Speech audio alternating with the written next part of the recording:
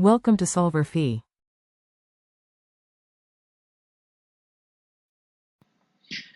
All right, so here we need to find the pH range of the indicator. I've given us a little equation here, if it will help a little bit. But the Ka that we were given equals 3.5 times 10 to the negative ninth. So Ka, we can use this equation here, which is the Ka and the concentration of hydronium times the concentration of, so that's basically the right side of the chemical equation here on top of the left side.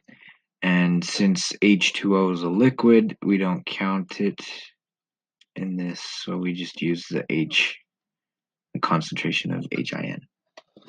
Okay, and we can rearrange that equation here so that it is H3O plus over Ka equals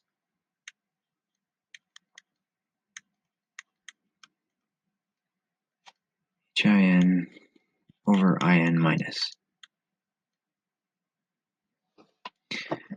And we know that when this concentration right here is 10 over 1 or 1 over 10, then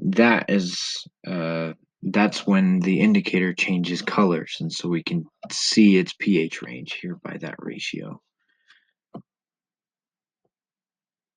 So we can go down just a little bit here, and we'll plug the numbers into the equation. So concentration of hydronium over 3.5 times 10 to the negative ninth equals 10. So all we have to do is multiply that over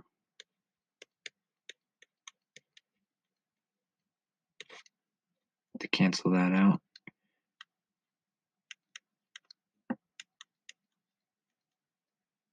And that equals